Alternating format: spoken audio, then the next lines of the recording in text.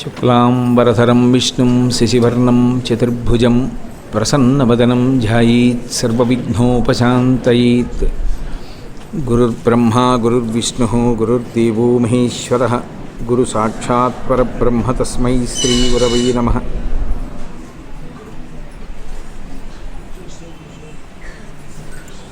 వ్యాసాయ విష్ణురూపాయ వ్యాసరూపాయ విష్ణవే నమో వై బ్రహ్మనిధయే వాసిష్ఠాయ నమో నమః.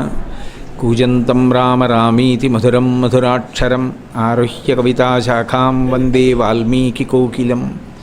శృతిస్మృతిపురాణానాం ఆలయం కరుణాలయం నమామి భగవత్పాదశంకరం లోకశంకరం.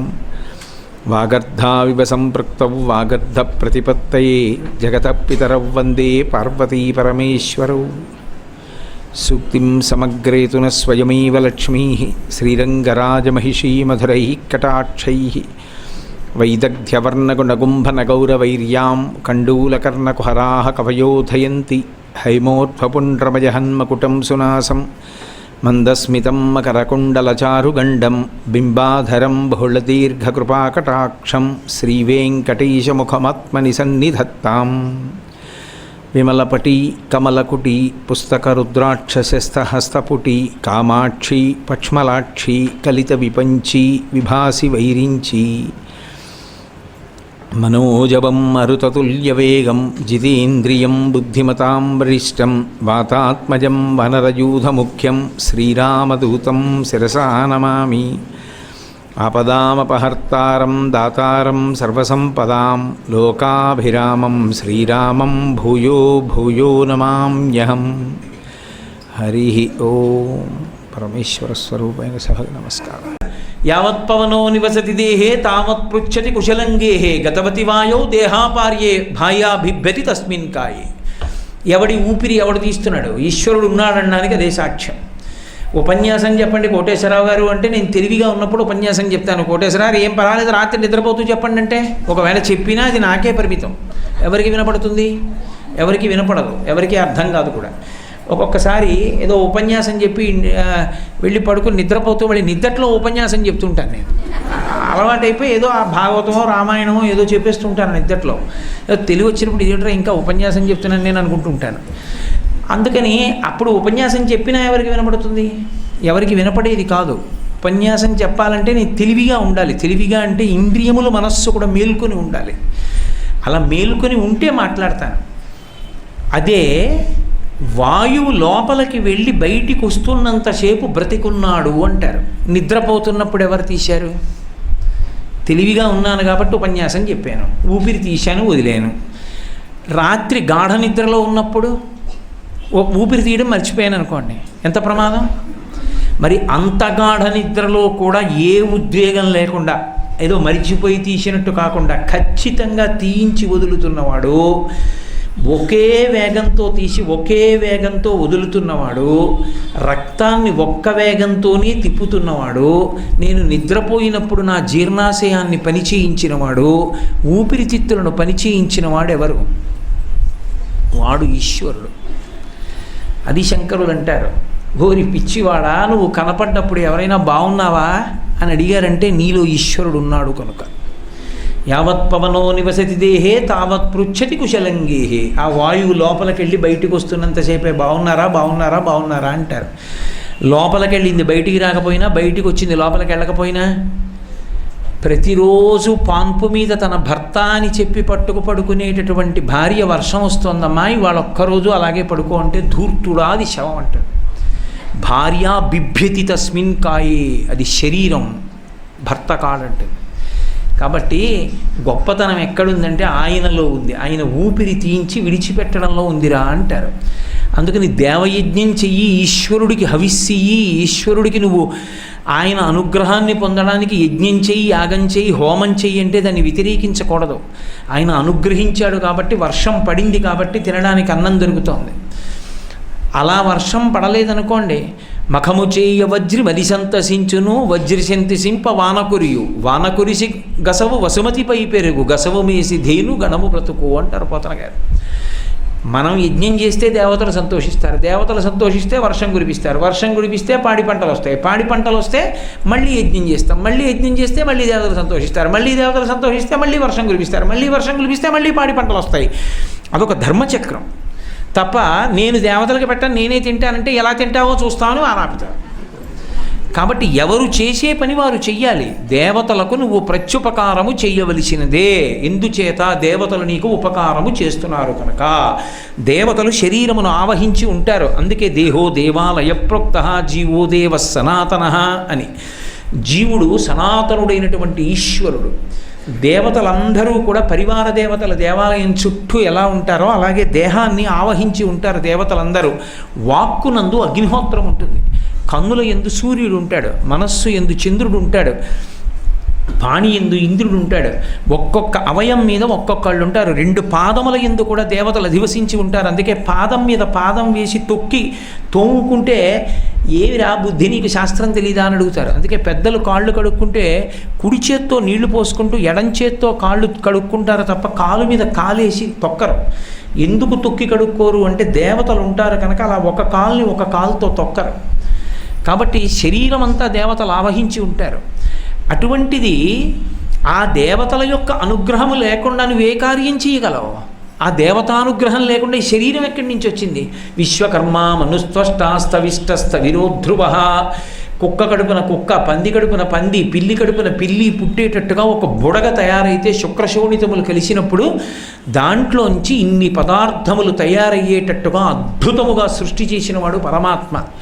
ఒక్క పరమాత్మ సుఖదుఖములనేటటువంటి 2 ఫలాల్ని అనుభవింపచేయడం కోసం సత్వరజస్తమో గుణములనేటటువంటి 3 గుణములతో కూడుకున్నదై ధర్మార్థ కామమోక్షములనేటటువంటి 4 పురుషార్థములను పొందడానికి శబ్ద స్పర్శ రస రూప గంధములనేటటువంటి 5 తన్మాత్రలతో పంచ జ్ఞానేంద్రియములు మనస్సు అనేటటువంటి 6 సంఘాతము చేత చర్మము, రక్తము, మాంసము, కొవ్వు, అస్థి, శుక్ల, మేధ అనబడేటటువంటి 7 పదార్థములతో 2 కాళ్ళు, 2 చేతులు, 4, 5 శిరస్సు, 6 కంఠము, 7 హృదయము, 8 ఉదరం అనేటటువంటి 8 అవయవములను పొందికగా అమర్చి 9 రంధ్రములతో 10 వాయువులతో కుంభించి ఈ శరీరాన్ని తయారు చేసి నడిపిస్తున్నాడు. కాబట్టి వాడు నడిపిస్తే నడుస్తోంది. వాడి అనుగ్రహం లేని నాడు ఎక్కడి నుంచి నడుస్తుంది? వాడికి మరి నువ్వు నివేదన చెయ్యొద్దు, వాడి పట్ల కృతజ్ఞతావిష్కారము చెయ్యొద్దు, యజ్ఞం చెయ్యొద్దు, హోమం చెయ్యొద్దు. నీ ఇష్టం వచ్చినట్లు నువ్వు ప్రవర్తిస్తానంటే దేవతల ఆగ్రహానికి గురైపోతే ఉత్తర జన్మలు ఎంత భయంకరంగా ఉంటాయి. ఏమీ చెయ్యని దానికి నీకు మనుష్య జన్మ ఎందుకురా? ఏమీ చేయకుండా బతికేవి చాలా ఉన్నాయి, అందులోకి పో అంటాడు ఈశ్వరుడు. అప్పుడు అక్కడికి పోయినప్పుడు తెలుస్తుంది దాని బాధ ఏమిటో, ఎంత కష్టంగా ఉంటుందో అర్థమవుతుంది. పొద్దున్నే చూసా దేవాలయం ముందు కోళ్ళని తీసుకొచ్చినటువంటి వ్యాన్ ఒకటి. ఆ చివరి నుంచి నేను ఉత్తరీయం అడ్డు పెట్టుకుని నడుస్తున్నా సరే దుర్గంధమే. వాటి మలమూత్రాల్లో అలా పడుకుని ఉన్నాయి. వాటి జన్మాంతరంలో ఎప్పుడైనా చెట్టు కిందకి వెళ్ళి ఏదైనా తినడం వాటికి తెలుస్తుందని నేను అనుకోవట్లేదు. ఎక్కడో ఇరుకులో పుట్టాయి, అలాగే పెరిగాయి, అలాగే తిన్నాయి. అవి బరువుగా ఉండాలని ఎక్కువ కదలనివ్వరు, తిన్నది బాగా కొవ్వు పట్టాలని. అయింది తీసుకొస్తారు, పాల ప్యాకెట్లు విసిరినట్టు 4 కొట్ల ముందు విసిరేస్తారు, కంఠాలు కోసేస్తారు. ఏమి జన్మ, ఏం చేసుకుంటుంది, ఏమనుభవిస్తుంది? ఆగ్రహ బుద్ధితో, కృతజ్ఞతతో దేవతలకి ప్రత్యుపకారము చేయనన్నవాడు, దేవతలకి నివేదన చేయనన్నవాడు, యజ్ఞయాగాదులను నిరసిస్తానన్నవాడు ఆ జన్మలోకి వెళ్ళాక తెలుస్తుంది బాధ ఏంటో. మనం అనుకుంటే అయిపోదు. ఈ శరీరం మనం కొనుక్కున్నది కాదు, మనం తెచ్చుకున్నది కాదు, తల్లిదండ్రులు కూడా ఇచ్చింది కాదు. ఈశ్వరుడి యొక్క అపూర్వమైనటువంటి నిర్మాణం. అమ్మ కడుపులో అలా పడిపోయి ఉండిపోతే, కటిక చీకట్లో పెరిగిపోతుంటే, మలమూత్రములు విసర్జించేస్తుంటే, ఇంకా బయటికి వెళ్ళకపోతే చోటు లేదని ఏడుస్తుంటే, నవమాసంబులు తల్లి గర్భమున నానారోతలంచెక్కి నాకు అవకాశం విసుమంతలేకపడితి నా కష్టముల్ భీతితో నివసింపన్ పని తీర్చి కావుమిక నన్నీ సత్కృపం శంకర అని ప్రార్థన చేస్తే మహానుభావుడు ప్రసూతి వాయువై బయటికి తోసేశాడు. అందువల్ల బయటికి వచ్చింది శరీరం. అందుకని దేవతలకి ప్రత్యుపకారం చెయ్యనంటే ఎలా కుదురుతుంది? అందుకని దేవయజ్ఞము చెయ్యవలసిందే. అందుకే శంకర భగవత్పాదాచార్య స్వామి వారు నువ్వు పూజ చెయ్యడానికి అభ్యంతరాలు చెప్తావేమో అని చెప్పి ఆయన పంచాయతన పూజని మళ్ళీ వేదంలోంచి తీసుకొచ్చి అందించారు. పంచాయతనము అని అందరూ చేయవలసిందే. మా ఇంట్లో పూజామందిరం పెట్టుకోవడానికి చోటు లేదండి, ఇంకో గది లేదండి అనడానికి వీలు లేదు. నీ దగ్గర ఇంత కొయ్య పెట్టుంటే చాలు పూజ చేసేయచ్చు. మనసు ఉండాలి. కానీ భారతదేశానికి అంతటికీ మధ్యలో ఉన్నది నర్మదా నది. ఆ నర్మదా నదిలో బాణలింగం దొరుకుతుంది. అందుకే ఈ దేశంలో శివ పూజ ఎక్కువ.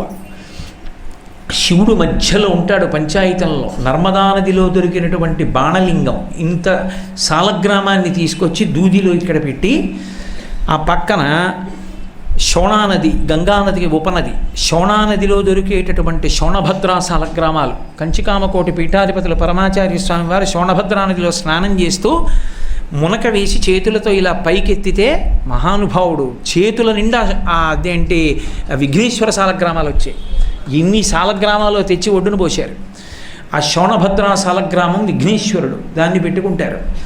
అలాగే తంజావూరు దగ్గర తమిళనాడులో ఉన్నటువంటి వెల్లూరులో దొరికేటటువంటిది సూర్యసాలగ్రామం. ఆ సూర్యసాలగ్రామాన్ని ఒకవైపు ఉంచుకోవాలి. అలాగే ఆంధ్రదేశంలో స్వర్ణముఖి నదిలో దొరుకుతుంది. అది అమ్మవారికి సంబంధించినటువంటి సాలగ్రామం. దాని మీద ఇలా గీత ఉంటుంది, బంగారు తీగలా ఉంటుంది. ఆ సాలగ్రామాన్ని అమ్మవారిగా ఉంచుకుంటారు. ఉంచుకుంటే ఇక మిగిలిపోయినటువంటి వాడు విష్ణువు. నేపాల్ గండకీ నదిలో దొరుకుతుంది విష్ణు సాలగ్రామం. ఆ విష్ణు సాలగ్రామాన్ని ఒక దగ్గర పెట్టుకుంటారు. ఇది కాక ఒక చిన్న శూలాన్ని ఒకదాన్ని పక్కన ఉంచుతారు. అది సుబ్రహ్మణ్యుడు అగ్నిస్వరూపి పావకి.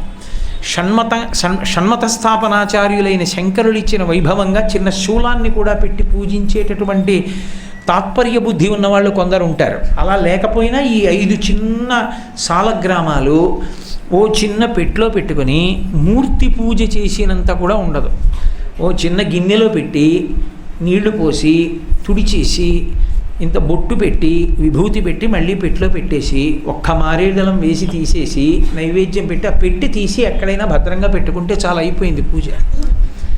నాకు ఇంట్లో పూజ చేసుకోవడానికి చోటు లేదు, నాకు ఇంట్లో పూజ చేయడానికి గది లేదు అనడాన్ని శాస్త్రం అంగీకరించలేదు. చేసి తీరవలసిందే.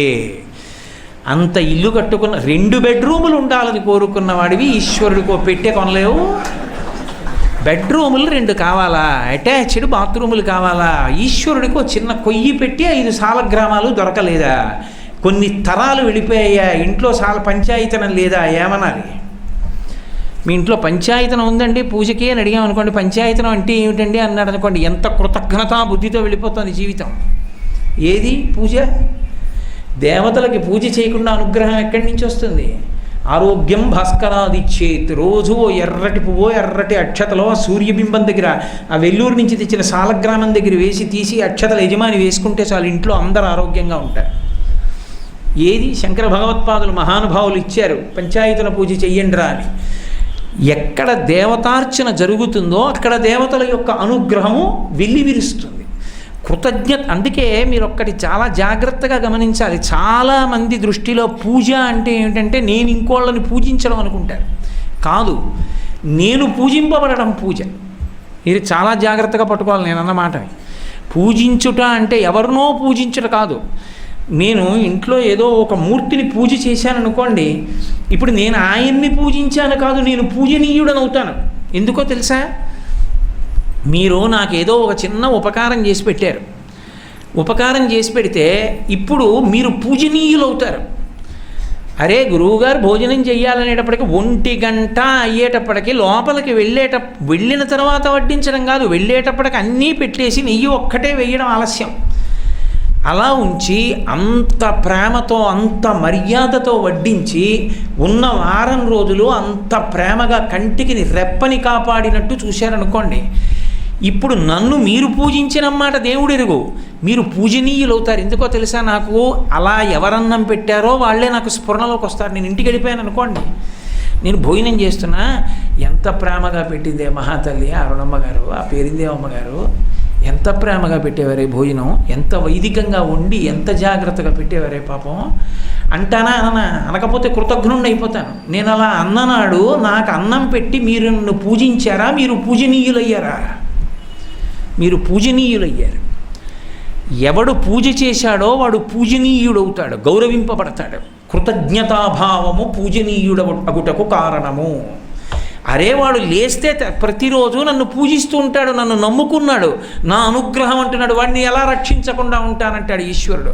అందుకే వామనమూర్తి ఘట్టంలో అంటాడు, వాడు నా కొరకు రక్షింపవలయువాడు అంటాడు. వాణ్ణి నేను ఎందుకు రక్షిస్తున్నాను అంటే వాణ్ణి నేను రక్షించాలని కాదు, వాణ్ణి రక్షించకపోతే నేను ఉన్నానని నమ్మేవాడు లేడు.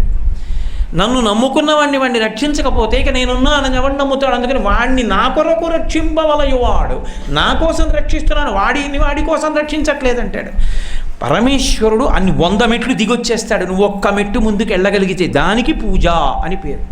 పూజ అంటే కృతజ్ఞతావిష్కారము. బాగా జ్ఞాపకం పెట్టుకోండి. పూజ అంటే పదార్థములన్నీ కూడా దానికి నిమిత్తములు. ప్రధానమేది మనస్సుతో అనుసంధానమవుతుంది పూజ అంతా. కృతజ్ఞతను ఆవిష్కరిస్తే పూజ. దేవతలు ఎవ్వరూ ఏదీ తినరు నైవేద్యం పెడితే. బాగా జ్ఞాపకం పెట్టుకోండి. మీరు ఎంత పదార్థం తీసుకెళ్ళి దేవతల ముందు పెట్టండి, వాళ్ళు తినరు దాన్ని. వాళ్ళు కన్ను విప్పి చూస్తారంతే. నైవేద్యం పెట్టుకోవడము అన్న మాటకు అర్థం ఏంటో తెలుసా? వారికి ఎరిగింపు చేయుట అని, వారికి చెప్పుట. ఏమిటి చెప్పావు? నేను 1 గంటకి భోజనానికి వెళ్ళాను. వెళ్ళేటప్పటికి వడ్డించున్నాయి. ఈశ్వర, ఎక్కడ కాకినాడ, ఎక్కడ హైదరాబాదు. నేను ఇక్కడికి ఏదో ఉపన్యాసాలు చెప్దామని వచ్చాను, ఆకలి వేసేస్తోంది, వచ్చాను. కానీ నేనా కొన్ని తినలేను. ఒక మసాలా పెడితే నేను తినలేను, కారంగా ఉంటే నేను తినలేను. కానీ నేను ఎలా తింటానో అంత సాత్వికమైనటువంటి భోజనాన్ని మధ్యాహ్నం వచ్చేటప్పటికి నా కోసమని ఇంకొకరిలో ప్రవేశించి వాడు ఇలా తింటాడని నా కోసం ఏర్పాటు చేయించవా ఈశ్వర, నీ అనుగ్రహం ఈ భోజనం దక్కడం అని నేను ఆయనకి నివేదన చేసి, నివేదన చేయటం అంటే ఆయనకి నివేదించానంటారు. ఆయనకి చెప్పి తినుట. ఆయనకి చెప్పి ఒక్క మాట నమస్కారం పెట్టి తిన్నారనుకోండి, ఆయన పొంగిపోతాడు. చూడరావాడు, మధ్యాహ్నం భోజనం పెట్టారని పాపం ఎంత పొంగిపోయాడో అని ఇక్కడ కూర్చుని జీర్ణం చేస్తాడు. అహం వైశ్వానరో భూత్వా ప్రాణినాం దేహమాశ్రిత ప్రాణాపాన సమాయుక్తం పచాన్యన్నం చతుర్విధం. లేకపోయినా జీర్ణం చేస్తాడు. కృతజ్ఞుడు వీడు అని. తరువాత ఉత్తర జన్మలు మంచివి రమ్మంటే ఎక్కడి నుంచి వస్తాయి? నివేదనము అన్న మాట అక్కడి నుంచి వచ్చింది. ఉపకారమును గుర్తించి ప్రత్యుపకారము. ఈశ్వరుడికి ప్రత్యుపకారం నేనేం చేస్తాను? నీ చెయ్యగలిగినది ఏమి ఉండదు. ఈశ్వరుడికి నివేదనమే ప్రత్యుపకారం. ఈశ్వరుడి విషయంలో కొత్తగా నేను ఆయనకి ఏం ఉపకారాలు చేయక్కర్లేదు, కానీ ఆయనకి నేను నివేదన చేస్తాను. పూజ అంతా నివేదనమే.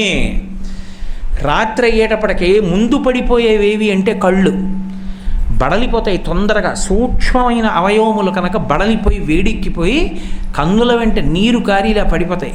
అయ్యా నిద్ర వస్తోందండి అని వెళ్ళి పడుకుంటాను. నిద్ర రావడానికి ఏం చేయాలి? ఏమీ లేదు దానికి. ఇది చెయ్యాలని ఏం లేదు.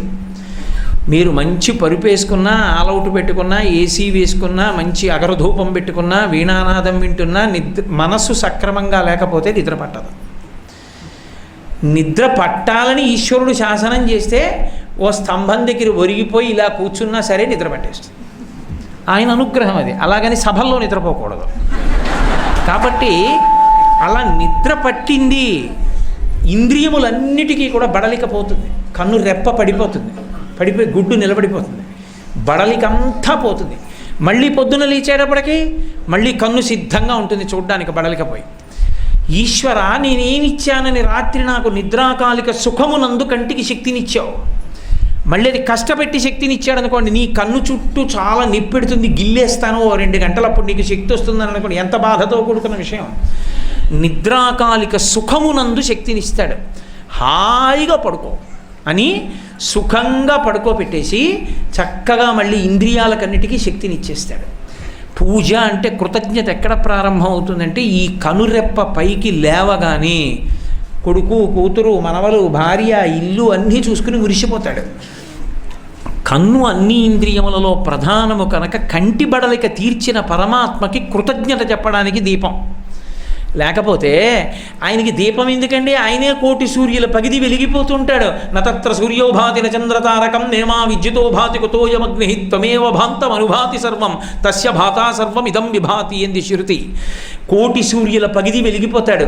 పోతన గారు భాగవతం చేస్తూ లోకంబులు లోకేశులు లోకస్తులు తెగిన తుది అలోకంబకు పెంజీకటి కావల యవ్వండేకాకృతి వెలుగు అతన్ని నేసేవింతున్నన్నారు. లోకంబులు లోకేశులు లోకస్తులు ముగ్గురు అణిగిపోయి లోకమంతా జలప్రలయం అయిపోయిన నాడు కటిక చీకటి ఆవరించి సూర్యచంద్రులు ప్రకాశించకపోతే ఆ ఆవల కోటి సూర్యుల పగిది ఏ ఒక్కడు తనంత తాను వెలిగిపోతున్నాడో వాడు పరమేశ్వరుడు. తస్మై నమ పరేశాయ బ్రహ్మణే అనంతశక్తయే అరూపయోరు రూపాయ నమ ఆశ్చర్యకర్మణే నమ శాంతాయ ఘోరాయ మూఢాయ గుణధర్మిణే నిర్విశేషాయ సామ్యాయ నమో జ్ఞానఘనాయ చ క్షేత్రజ్ఞాయ నమస్తుభ్యం మహాధ్యక్ష సాక్షిణే పురుషాయ ఆత్మమూలాయ మూల ప్రకృతయే నమ. సోహం విశ్వసృజం విశ్వమవిశ్వం విశ్వవేదసం విశ్వాత్మానం పరం బ్రహ్మ ప్రణతోస్మి పరమం పదం. యోగరంధిత కర్మాణో హృదియోగ విభావతే యోగినోయం ప్రపశ్యంతి యోగేశం తం నతోస్పృహం. నమో నమస్తే కిల కారణాయ నిష్కారణాయ అద్భుత కారణాయ సర్వాగమాంనాయ మహార్ణవాయ నమోపవర్గాయ పరాయణాయ అని 2 చేతులెత్తి ప్రార్థించాడు వ్యాసుడు భాగవతంలో. అటువంటి పరమాత్మ స్వరూపం ఉండబట్టి కాదు లోకం నిలబడుతోంది. అటువంటి వాడికి ప్రత్యుపకారంగా నువ్వు చెయ్యగలిగిందేమీ లేదు, కానీ కృతజ్ఞతావిష్కారం. ఆయనకి ఒక దీపం. అందుకే లలితా సహస్రనామ స్తోత్రంలో ఒక నామం తప్పకుండా పంచసంఖ్యోపచారిణి అని 5 ఉపచారములు తప్పకుండా ప్రతి ఇంట్లో జరగాలి. లేకపోతే అది కృతజ్ఞుల ఇల్లు అని గుర్తు. గంధ పుష్ప ధూప దీప నైవేద్యములు ఈశ్వరుడిచ్చినటువంటి ఇందులో ఉండేటటువంటి పంచభూతములు పంచతన్మాత్రలు ఇచ్చినందుకు శబ్ద స్పర్శ రస రూప గంధములు అనేటటువంటి 5 రకములైన సుఖములను ఇచ్చినందుకు కృతజ్ఞతావిష్కారముగా 5 ఉపచారములు ఈశ్వరుడికి చేస్తారు. అసలు మనసులో అదేం లేనంతకాలం ఓ ఒత్తినా 2 ఒత్తులైనా ఇటు తిప్పనా అటు తిప్పనా ఎటు తిప్పడం అంటే నీ మనసు తిప్పు ముందు. ఏదో ఎవరో ఒక గడుసు కవి ఒక మాట అన్నాడు, గొరుగుచుందురు జుత్తు కొన్ని వందల సార్లు దాని పాపమేమో కానరాదు అఖిల పాపములకు నిలయమైన మనసు గొరగడేమి మానవుండు అన్నాడు. అలాగా ముందు నీ మనసు తిప్పడం నేర్చుకున్న నాడు ఈశ్వరుడితో అనుసంధానం అవుతుంది. గభీరే కాసారే విశతి విజనే ఘోర విపినే విశాలే శైలే చ భ్రమతి కుసుమార్థం జడమతి సమర్ప్యై చేత సరసిజముమానాధభవతే సుఖేనా వస్తాతుం జనైహ నజానాతి కిమహో అంటారు శంకర భగవత్పాదులు శివానంద లహరిలో. ఎవడు తెమ్మన్నాడు? రా కొండలెక్కావు, మారేడు దళాలు తెస్తావు, పెద్ద పెద్ద గంభీరమైనటువంటి సరోవరాల్లో దిగిపోతావు, తామర పూలు ఎట్టుకొస్తావు, చెట్లు ఎక్కుతావు, ఏవో పట్టుకొచ్చానంటావు. ఇవన్నీ కాదురా, సిద్ధంగా ఉన్న మనస్సన్న పుష్పాన్ని పరమేశ్వరుడి దగ్గర పెట్టి నీ వెంట పడతాడంటే. కాబట్టి మనఃపుష్పాన్ని ఉంచడం చేత కావాలి. మనఃపుష్పాన్ని ఈశ్వరుడితో అనుసంధానం చేసుకోవడం చేత కానంత కాలం ఆ పూజే కాదు. అది ఒక యాంత్రికం, అదొక తంతు. కాకపోతే ఒకటి, ఆ తంతన్నా నడిస్తే ఎప్పటికో మనసు నిలబడుతుంది. ఈశ్వరుడు ఎప్పుడో అప్పుడు మంచి మాట వినిపిస్తాడు. ఆ మంచి మాట వినిపిస్తే జీవితం తిరుగుతుంది. సీతమ్మ తల్లి రామాయణంలో అదే అంటుంది, కళ్యాణీ బతగాదేయం లౌకికీ ప్రతిభాతిమా ఏతి జీవంతిమానందో నరం వర్ష శతాదపి అంది. కష్టాల్లో ఉన్నాను అంటుంటారు. కష్టాలు ఏమిటి? ఓర్పుతో 100 సంవత్సరములు కష్టాల్ని భరించినటువంటి వాడు కలియుగంలో శతమానం భవతి శతాయు పురుషస్యతేంద్రియ ఆయుష్ దేవేంద్రియే ప్రతిష్టతి. 100 ఏళ్లే ఆయుర్దాయం కనుక 100 సంవత్సరముల ఆయుర్దాయ పర్యంతము పుట్టినదాదిగా కష్టములే పడినప్పటికీ 99 సంవత్సరముల 364 రోజుల 23 గంటల 59 సెకండ్లు కష్టపడ్డా ప్రాణం పోయే ఆఖరి క్షణంలోనైనా శుభవార్త విని తీరుతాడు తప్ప ఈశ్వరుడు పరిపూర్ణంగా కష్టం ఎవరికీ పెట్టడు. ఎన్నిచ్చినా నాకు కష్టమని ఏడిచేవాడి విషయంలో ఎవడు ఏమీ చేయలేడు. వ్యాప్తిం పొందక వగవక ప్రాప్తంబకు లేశమైన 10,000 తృప్తించందని మనుజుడు సప్తద్వీపములనైన చక్కంబడునే అంటారు పోతన గారు భాగవతంలో. దొరికిన దానితో సంతోషపడని వాడికి 7 ద్వీపములను రాసిచ్చేస్తే మాత్రం వాడు సంతోషపడతాడా?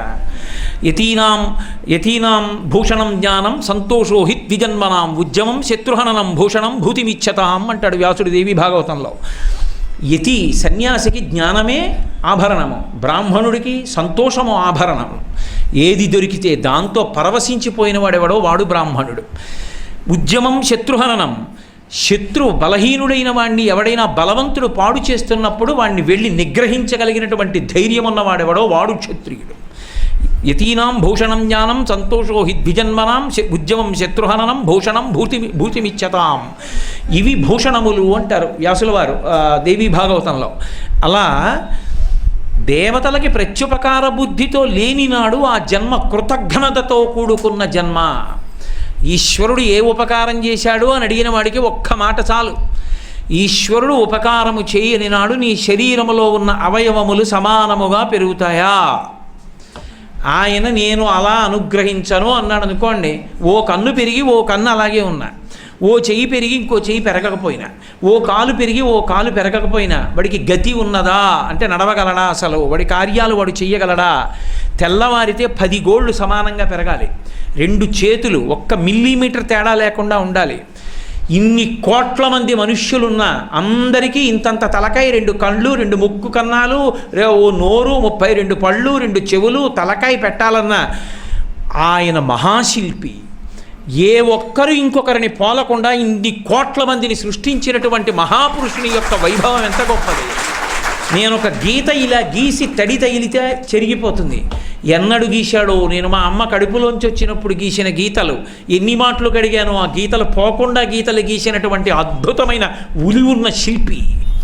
ఆయన ఎక్కడ వెతుకుతావు? ఎక్కడ చూస్తే కనపడాడు. పానీయంబులు త్రాగుచున్, కొడుచుచున్, భాషించుచున్, హాసలీలా నిద్రాదులు చేయుచున్, తిరుగుచున్, లక్షించుచున్, సంతత శ్రీనారాయణ పాదపద్మ యుగళీ చింతామృతాదస్వాద సంధానుండై మరచంచురారిసుతుడే తద్విశ్వమున్ భూవరా అన్నారు పోతన గారు ప్రహ్లాదోపాఖ్యానంలో. ఈశ్వరుడు ఎక్కడ కనపడలేదు? ప్రహ్లాదుడికి అంతటా కనపడ్డాడు. ఇందుగలడు అందులేడని సందేహము వలదు చక్రి సర్వోపగతుండి ఇందెందు వెతకి చూచిన అందందే కలడు దానవగ్రణి వింటే అంటారు.